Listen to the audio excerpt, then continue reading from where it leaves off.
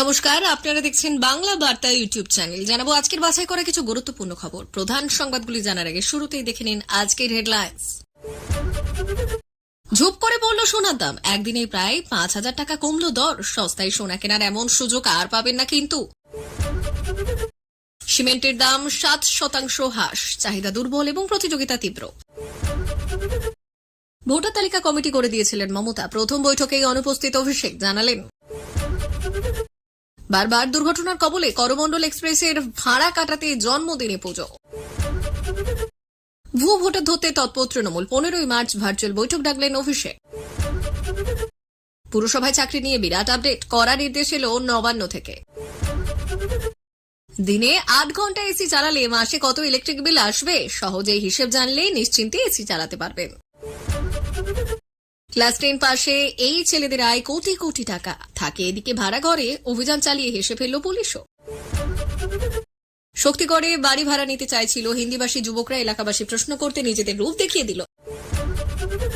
প্রিয় দর্শক, আপনি যদি আমাদের চ্যানেলে নতুন হয়ে থাকেন তাহলে আমাদের চ্যানেলটিকে সাবস্ক্রাইব করে পাশে থাকা বেল আইকনটি ক্লিক করে রাখুন পরবর্তী খবরের আপডেটগুলো সবার প্রথমে পেতে। বিয়ের মরশুম চলছে জোর কদমে, বৈশাখ পড়লেই আবার একাধিক বিয়ের ডেট রয়েছে। আর বিয়ে মানেই তো সোনা, তবে যে হারে সোনার দাম বাড়ছে তাতে সোনা কেনায় সাধ্যের বাইরে চলে যাচ্ছে। তবে মার্চের শুরুতেই এক ধাক্কায় অনেকটাই কমে গেল সোনার দাম। একদিনেই প্রায় 5,000 টাকার কাছাকাছি সোনার দাম কমেছে, সেখানেই আবার বেড়েছে রূপোর দাম। আজকে সোনার উপর দাম কত রয়েছে জানাবো আপনাদের। 22 ক্যারেট সোনার দাম, আজ 22 ক্যারেট 1 গ্রাম সোনার দাম রয়েছে 8,020 টাকা, 10 গ্রাম সোনার দাম রয়েছে 80,200 টাকা, 100 গ্রাম সোনার দাম রয়েছে 8,02,000 টাকা।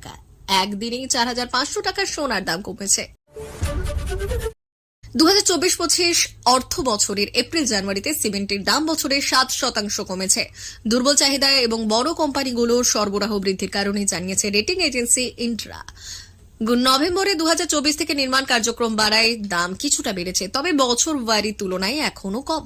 এজেন্সির মতে চতুর্থ ত্রৈমাসিকে মৌসুমী চাহিদা বৃদ্ধি পেলেও অতিরিক্ত উৎপাদন মূল্যে চাপ সৃষ্টি করবে, ফলে FY25 গত দশকের সর্বোচ্চ একক সংখ্যার পতন হতে পারে। বড় কোম্পানিগুলোর অধিগ্রহণ এবং একীভূতকরণ অব্যাহত রয়েছে, যার মধ্যে UltraTech, Adani cement, Shree cement, Dalmia Bharat রয়েছে। 2024-25 অর্থ বছরে প্রথম 10 মাসে 45 মিলিয়ন টন ক্ষমতা 5টি চুক্তির মাধ্যমে হাতবদল হয়েছে, যার বেশিরভাগ দক্ষিণ ভারতে। ফলে শীর্ষ 5 কোম্পানির বাজার অংশীদারিত্ব 55% থেকে 60%ই পৌঁছেছে। 26 বিধানসভা ভোটের আগে ভুতুড়ে ভোটার তাড়াতে উদ্যোগী তৃণমূল কংগ্রেস। এর জন্য গত বৃহস্পতিবার তৃণমূলের মেঘা সভা থেকে একটি বিরাট কমিটি তৈরি করে দিয়েছিলেন সুপ্রিমো মমতা বন্দ্যোপাধ্যায়, যার প্রথম নাম ছিল তৃণমূলের রাজ্য সভাপতি সুব্রত বক্সির। এরপরে নামটি ছিল সর্বভারতীয় সাধারণ সম্পাদক অভিষেক বন্দ্যোপাধ্যায়ের। এদিনে কমিটির প্রথম বৈঠক বসেছিল, তবে সেখানে অনুপস্থিত রইলেন তৃণমূল সেনাপতি। গত বৃহস্পতিবারের সমাবেশের পর অনেকেই মনে করছেন যে তৃণমূলের সর্বোচ্চ স্তরের দ্বন্দ্ব হয়তো মিটে গিয়েছে। তবে আজ মমতা তৈরি করে দেওয়া ভোটার তালিকায় কমিটির প্রথম বৈঠকে অভিষেক না আসতেই ফের দেখা গিয়েছে নয়া জল্পনা। তৃণমূলের সেকেন্ড ইন কমান্ড কেন এলেন না তা নিয়ে চর্চা শুরু হয়েছে। এ বিষয়ে বৈঠকে উপস্থিত একজন প্রবীণ নেতা বললেন, কে এলেন না জানি না, তবে যিনি আসবেন না তাকে পিছিয়ে পড়তে হবে। তৃণমূলের অনেকেই অবশ্য অভিষেকের অনুপস্থিতির বিষয়টিকে বড় করে দেখতে নারাজ। তাদের দাবি, আজকের বৈঠকে বলা হয়েছে আগামী 15ই মার্চ বিকেল 4টের সময় দলের সর্বস্তরের নেতৃত্বের সঙ্গে ভার্চুয়াল বৈঠক করবেন সর্বভারতীয় সাধারণ সম্পাদক অভিষেক বন্দ্যোপাধ্যায়। সেখানে রাজ্য কমিটির সকল সদস্য, সকল জেলা সভাপতি এবং শাখা সংগঠনের নেতৃত্বকে যুক্ত হতে বলা হয়েছে। করমণ্ডল এক্সপ্রেসের জন্মদিন বৃহস্পতিবার। রক্ষণাবেক্ষণের আগে পুজো দিলেন রেলকর্মীরা, মানত করলেন ট্রেনটি যেন আর দুর্ঘটনায় শিকার না হয়। 1977 সালে 6 মার্চ পথ চলা শুরু করমণ্ডল এক্সপ্রেসের। 48 বছরে যাত্রাপথে বহুবার বিপর্যয়ের মুখে পড়েছে এই সুপারফাস্ট এক্সপ্রেস। ট্রেনটি পরিযায়ী শ্রমিকদের জন্য অতি গুরুত্বপূর্ণ ট্রেন। 2023 সালের 2রা জুন চেন্নাইগামী করমণ্ডল এক্সপ্রেস লাইনচ্যুত হয়েছিল। সেদিন সন্ধ্যায় ওড়িশার বালেশ্বরের কাছে দুর্ঘটনা ঘটে। অন্তত 32 জনের মৃত্যু হয়েছিল বলে জানা গিয়েছে। 179 জনকে বালেশ্বরের হাসপাতালে ভর্তি করা হয়েছিল। 2002 সালের 15ই মার্চ দুপুর 2:40 অন্ধ্রপ্রদেশের নেল্লোর জেলায় হাওড়া চেন্নাই করমণ্ডল এক্সপ্রেসের 7টি কামরা বেলাইন হয়েছিল। সেবার 100 জন যাত্রী জখম হয়েছিলেন। 2009 সালে 13 ফেব্রুয়ারি উড়িষ্যার জাজপুর কেওনঝড় রোডের কাছে বেলাইন হয় এই ট্রেন। কমপক্ষে 15 জনের মৃত্যু হয়েছিল। দুর্ঘটনার সময় ট্রেনটির গতি 115 কিলোমিটার প্রতি ঘন্টায় ছিল।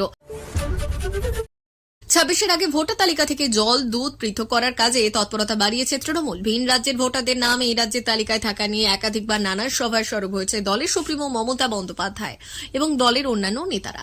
গত 27শে ফেব্রুয়ারির মেঘা বৈঠকে এই নিয়ে কড়া বার্তা দিয়েছেন দলনেত্রী। দলের রাজ্য সভাপতি সুব্রত বক্সির নেতৃত্বে 36 জনের কমিটির সদস্যদের নির্দেশ দেওয়া হয়েছে নিজ নিজ এলাকায় ভোটার তালিকা স্ক্রুটিনির কাজ করতে। সেই কাজের অগ্রগতি কতটা তা নিয়ে বৃহস্পতিবার এই কমিটি তৃণমূল ভবনে একটি বৈঠক করেছে। তবে অন্য কাজে ব্যস্ত থাকায় এই দিনের বৈঠকে ছিলেন না কমিটির সদস্য অভিষেক বন্দ্যোপাধ্যায়। তিনি আগামী 15 মার্চ ভোটার তালিকা সংক্রান্ত কমিটিকে ভার্চুয়াল বৈঠকে ডেকেছেন দলের সর্বভারতীয় সাধারণ সম্পাদক। ইচ্ছেমতো স্থানীয় কর্মী নিয়োগ করা যাবে না রাজ্যের পুরসভাগুলিতে। নবান্ন থেকে নির্দেশ জারি করে জানিয়ে দেওয়া হলো পুরসভাগুলিতে কর্মী প্রয়োজন হলে সেই নিয়োগ হবে ওয়েস্ট বেঙ্গল মিউনিসিপ্যাল সার্ভিস কমিশনের মাধ্যমে। শুধুমাত্র মিউনিসিপ্যাল সার্ভিস কমিশনের মাধ্যমেই করা নিয়োগই বৈধতা পাবে বলে জানিয়ে দেওয়া হয়েছে রাজ্য সরকারের আদেশে। গত সোমবার অর্থাৎ 24শে ফেব্রুয়ারি নবান্নের শিল্প বৈঠকে রাজ্যের পুরসভাগুলিতে হওয়া ইচ্ছেমতো নিয়োগ নিয়ে অসন্তুষ্টি প্রকাশ করেন মুখ্যমন্ত্রী মমতা বন্দ্যোপাধ্যায়। জানান, একাধিক পুরসভা নিজেদের ইচ্ছেমতো কর্মী নিয়োগ করছে, যার পরে রাজ্য সরকারের জন্য সমস্যার কারণ হয়ে উঠেছে। কোনোভাবেই ওয়েস্ট বেঙ্গল মিউনিসিপ্যাল সার্ভিস কমিশনের বাদ দিয়ে নিয়োগ করা যাবে না। মুখ্যমন্ত্রীর এমন নির্দেশের পরেই নড়েচড়ে বসেছে প্রশাসন। পুরসভাগুলির সঙ্গে তড়িঘড়ি এক উচ্চ পর্যায়ের বৈঠক সারেন রাজ্যের পুর এবং নগর উন্নয়ন দপ্তর। এরপর 3রা মার্চ এই মর্মেই বিজ্ঞপ্তি জারি করা হয়। পুর দপ্তরের তরফ থেকে বিভিন্ন সংবাদ মাধ্যমে প্রকাশিত প্রতিবেদন অনুযায়ী সেখানে বলা হয়েছে, পুরসভার পাশাপাশি পুর এবং নগর উন্নয়ন দপ্তরের অধীন নোটিফাইড এরিয়া অথরিটি এবং উন্নয়ন পর্ষদগুলির ক্ষেত্রে নিয়োগের সমগ্র প্রক্রিয়ার দায়িত্ব থাকবে মিউনিসিপ্যাল সার্ভিস কমিশনের হাতেই। নিয়োগ প্রক্রিয়া চালুর জন্য পুরসভা এবং নোটিফাইড এরিয়া অথরিটিকে ডাইরেক্টর অফ লোকাল বডিজের মাধ্যমে মিউনিসিপ্যাল কমিশনকে আবেদন করতে হবে। কলকাতা, হাওড়ার মতো বড় পুরসভা এবং উন্নয়ন পর্ষদের ক্ষেত্রে কমিশনের কাছে এই আবেদন পৌঁছবে পুর দপ্তরের মাধ্যমে। গরমের দিনে এসি ছাড়া থাকা যেন অসম্ভব, কিন্তু এসি চালানোর সঙ্গে সঙ্গে বিদ্যুৎ বিলের চিন্তাও মাথায় আসে। অনেকেই ভাবেন, প্রতিদিন যদি 8 ঘন্টা করে এসি চালানো হয় তাহলে মাস শেষে কত বিল আসবে। এই হিসেব নির্ভর করে এসির ক্ষমতা, বিদ্যুতের ইউনিট চার্জ এবং ব্যবহারের ধরনের ওপর। সহজভাবে হিসেব দেখে নিন যাতে আগেভাগেই ধারণা পেতে পারে। 1 টন এসি সাধারণত প্রতি ঘন্টায় 0.8 থেকে 9 ইউনিট বিদ্যুৎ খরচ করে। 1.5 টন এসি 1.2 থেকে 1.5 ইউনিট এবং 2 টন এসি 1.8 থেকে 2 ইউনিট বিদ্যুৎ ব্যবহার করে। যদি প্রতিদিন 8 ঘন্টা করে এসি চালানো হয় তাহলে মাসিক বিদ্যুৎ খরচ হবে 192 থেকে 480 ইউনিট পর্যন্ত। বিদ্যুতের ইউনিট রেট অঞ্চলভেদে ভিন্ন হয়। ভারতের গড় বিদ্যুতের দাম প্রতি ইউনিট 6 থেকে 8 টাকা। পশ্চিমবঙ্গে প্রায় 7 টাকা প্রতি ইউনিট। সেই হিসেবে 1 টন এসি চালালে মাসে 1300 থেকে 1600 টাকা, 1.5 টন এসি চালালে 2000 থেকে 2500 টাকা এবং 2 টন এসি চালালে 3000 থেকে 3500 টাকা বিল আসতে পারে। দেশে যে ডিজিটাল হয়েছে সেই বিষয়ে কোনো সন্দেহ নেই। একই সঙ্গে সাইবার অপরাধও যে শত গুণে বৃদ্ধি পেয়েছে সেটাও আবার অস্বীকার করার কোনো জো নেই। হামেশাই খবর আসে যে হোটেল বা ভাড়া বাড়ির ঘরে যে অভিযান চালিয়ে সাইবার অপরাধীদের গ্রেপ্তার করেছে পুলিশ। এবারও সেরকমই খবর এলো হরিয়ানা থেকে। তফাতের মধ্যে অপরাধীরা সবাই অল্পবয়স্ক ক্লাস 10 পাশ করা 5 ছেলের দল। ঘটনাটি ঘটেছে হরিয়ানার রেওয়ারির। পুলিশের দ্বারস্থ হয়েছিলেন বেদপ্রকাশ। অভিযোগ, 10 ফেব্রুয়ারি তার কাছে একটি কল আসে।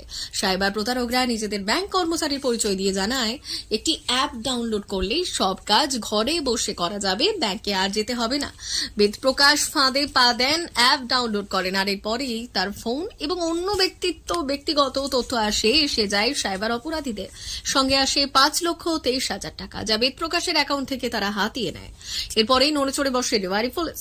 Rewari police superintendent doctor Mayank Gupta বিষয়টি তদন্তের জন্য একটি দল গঠন করেন এবং তারপর দলটি বিহারের পাটনায় পৌঁছয়, যেখানে পুলিশ একটি ভাড়া ঘরে থাকা 5 অভিযুক্তকে গ্রেপ্তার করে ফেলে এবং অভিযুক্তদের মধ্যে 3 জন বিহারের এবং 2 জন ওড়িশার বাসিন্দা। তাদের কেউ সবে ক্লাস 10 পাশ করেছে, কেউ বা ক্লাস 12। আর এই অল্প বয়সে জালিয়াতি করে কোটি কোটি টাকা হাতিয়েছে তারা। তাই দিয়ে বেশ ফুর্তিতেই দিন কাটাচ্ছিল। বেশ কয়েকজন যুবক এসেছিল বাড়ি ভাড়া চাইতে। তারা সকলেই হিন্দিভাষী বলে দাবি স্থানীয় বাসিন্দাদের, কিন্তু তাদের কথাবার্তা শুনে সন্দেহ হয় স্থানীয় বাসিন্দাদের। সঙ্গে সঙ্গে তারা একাধিক প্রশ্ন করতে শুরু করেন। এরপরে আমতা আমতা করতে শুরু করেন তারা। স্থানীয় বাসিন্দারা আর কোনো দিকে না তাকিয়ে সোজা ফোন করেন পুলিশে। ঠিক তখনই নিজেদের স্বরূপ দেখালো ওই যুবকরা। জানা গিয়েছে বুধবার সন্ধ্যায় বাড়ি ভাড়ার জন্য শক্তিগড়ের হীরাগাছি গ্রামে 6 জন হিন্দিভাষী যুবক যায় এবং ওই যুবকদের দেখেই স্থানীয় বাসিন্দাদের সন্দেহ হয়। তারা পুলিশকে খবর দেয় এবং একই সঙ্গে কোথা থেকে এসেছেন তা জানার জন্য খোঁজ খবর শুরু করতে 4 চাকা নিয়ে পালানোর চেষ্টা করে, কিন্তু সেই সমস্ত রাস্তায় হিরাগাছি রেলগেট পড়ে গিয়েছিল। অন্যদিকে রেলগেটের অপর পারে পুলিশ দেখে দুষ্কৃতীরা গাড়ি ঘুরিয়ে রুদ্ধশ্বাসে পালানোর চেষ্টা করে এবং সেই সময় একটি ট্রাক্টরকে ধাক্কা মারে, তাতে একজন জখম হয়। স্থানীয়দের দাবি, পালানোর সময় গাড়ি থেকেই 2 থেকে 3 রাউন্ড শূন্যে গুলি ছোড়ে দুষ্কৃতীরা। পুলিশ তাদের ধরার জন্য গাড়ি নিয়ে পাল্টা ধাওয়া করে, আর এই ঘটনায় আতঙ্কিত হয়ে পড়েন স্থানীয় বাসিন্দারা। বিনয় ভূষণ হালদার নামে এক এলাকাবাসী বললেন, আমার ভাগ্নে সুমন রায়ের বাড়ি ভাড়া নিতে চাইছিল, আমরা প্রশ্ন করতেই পালাচ্ছিল, আর সেই সময় সামনে একটা গাড়ি দাঁড়িয়েছিল আর ওই গাড়িকে ধাক্কা মেরে পালিয়ে যায়। ওদের কাছে বোলেরো গাড়ি ছিল, প্রায় 2 রাউন্ড মতো গুলি চালাতে চালাতে পালিয়ে যায়। প্রিয় দর্শক, এখনকার মতো খবর এই পর্যন্তই। ধন্যবাদ।